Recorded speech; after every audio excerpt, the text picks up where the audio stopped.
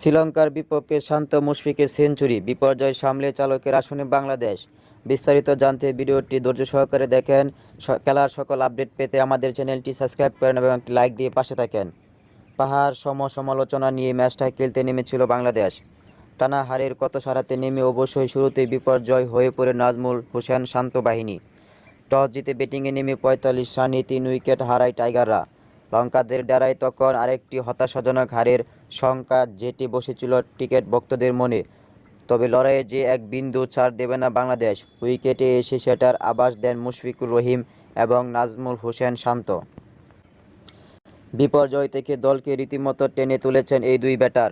২ শতাধিক রানের অপরাজিত জুটি গড়ে দিন শেষে করেছেন তারা।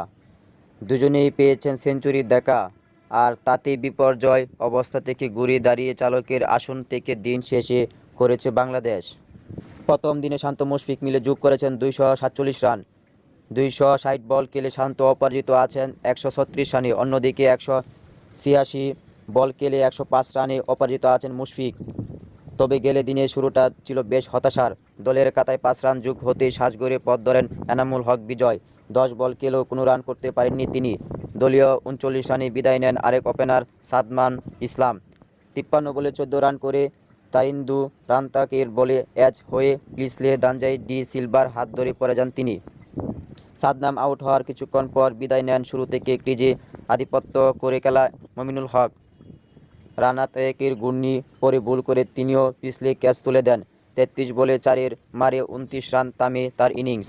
৪৫ রানে ৩ উইকেট হারানোর পর দলের হাল ধরে অবিভক্ত মুশফিক ও অধিনায়ক শান্ত। শান্তর কাছে ডাবল সেঞ্চুরি চান মুশফিক, সুযোগ পেলে নিজেও কাজে লাগাতে চান। বাংলাদেশ ক্রিকেটের সবচেয়ে বেশি সমালোচিত ব্যাটারদের একজন নাজমুল হোসেন শান্ত অধিনায়কত্বের পাশাপাশি নিজে ব্যাট নিয়ে বিভিন্ন সময় সমর্থকদের রোষানলের মুখে পড়েছেন তিনি।